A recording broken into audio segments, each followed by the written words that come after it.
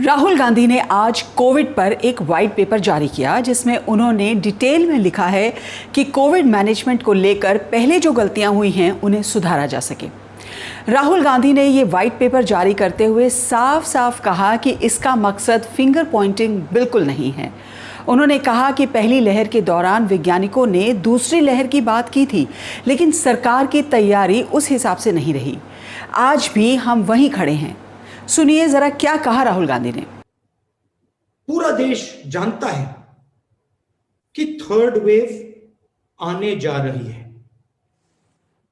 Virus mutate कर रहा है और थर्ड वेव आएगी। और इसीलिए हम एक बार फिर कह रहे हैं कि सरकार को थर्ड वेव के लिए पूरी तैयारी करनी चाहिए।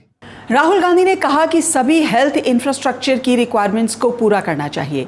ऑक्सीजन सप्लाई पर्याप्त हो, मेडिसिन पूरी हो। उन्होंने वैक्सीनेशन पर कहा कि वैक्सीनेशन एग्रेसिवली होनी चाहिए, तभी कोरोना पर काबू पाया जा सकेगा। राहुल गांधी ने कहा कि व्हाइट पेपर में मेनली 4 पॉइंट्स पर ध्यान दिया गया है। पहला पॉइंट है कि तीसरी लहर की तैयारी हो, ऑक्सीजन, बेड्स, दवाइयों की पूरी प्रिपरेशन हो, इसकी कोई कमी ना हो, बिना किसी कारण कोई मौत ना हो। दूसरा पॉइंट यह है कि कोविड इकोनॉमिक सोशल बीमारी है। गरीबों, छोटे व्यापारियों को आर्थिक मदद मिले, गरीबों को डायरेक्ट पैसा पहुंचे। तीसरा पॉइंट है कि कोविड कॉम्पेंसेशन फंड बनाया जाए, उन्हें डायरेक्ट कोविड फंड से हेल्प मिले। चौथा पॉइंट है कि पहली और दूसरी वेव की गलतियों के कारणों का पता लगाया जाए और ये सुनिश्चित किया जाए कि आगे ये गलतियां ना हों। बीजेपी ने इस पर रिएक्शन दिया है। संबित पात्रा ने एक प्रेस कॉन्फ्रेंस कर कहा कि राहुल गांधी पहले कांग्रेस शासित प्रदेशों के वैक्सीनेशन अभियान का जायजा लें। उन्होंने कहा कि जब भी देश में कुछ अच्छा होता है कांग्रेस चिढ़ जाती है। अब सुनते हैं संबित पात्रा ने क्या क्या कहा।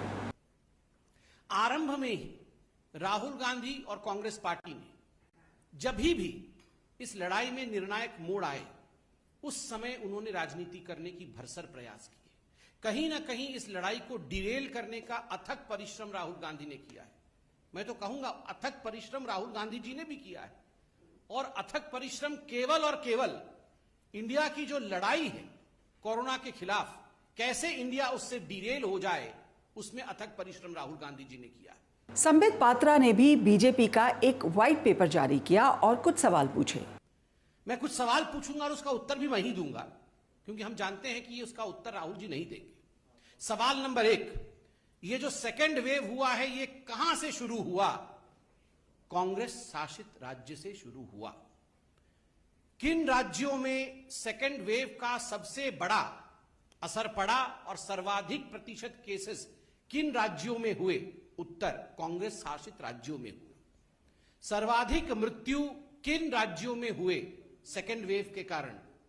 उत्तर, कांग्रेस शासित राज्यों में हुए। संबित पात्रा का ये कैसा जवाब है? इन्होंने तो मुकाबला शुरू कर दिया कांग्रेस रूल स्टेट्स और बीजेपी रूल स्टेट्स के बीच।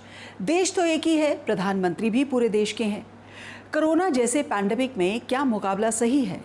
मेरे राज्य ने ये किया, तुम्हारे राज्य ने ये किया। संबित पात्रा से पहले ही राहुल गांधी सुबह इस बात को बोल चुके थे कि देश को पैंडेमिक के दौरान बीजेपी रूल स्टेट या कांग्रेस रूल स्टेट की तरह नहीं देखना चाहिए। The government must treat all states equally. This is a matter of life and death. And the government must not view Indian states as BJP states versus opposition states. All states must be viewed in the same light. All states must be provided with the same assistance. All states must be provided with the same quantity of vaccinations that are required. Sambit Patra ने कहा कि second wave की शुरुआत Congress rule state से हुई, सबसे ज्यादा death rate भी वहीं था। पर गुजरात और मध्य प्रदेश के बारे में आप क्या कहेंगे? उत्तर प्रदेश के बारे में क्या कहेंगे? गंगा में लाशों पर क्या कहेंगे? अब डेल्टा वेरिएंट से 3 मौतें जो मध्य प्रदेश में हुई है उस पर क्या कहेंगे संबित पात्रा?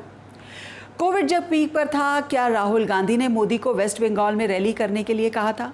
उस वक्त केंद्र की तरफ से कोविड को लेकर सब चुप्पी साधे थे, जनता में हाहाकार मचा हुआ था।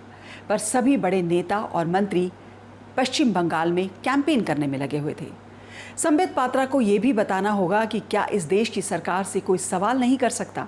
मीडिया तो सवाल वैसे ही नहीं करती, क्या विपक्ष भी सवाल नहीं कर सकता? तो फिर कैसी डेमोक्रेसी हुई?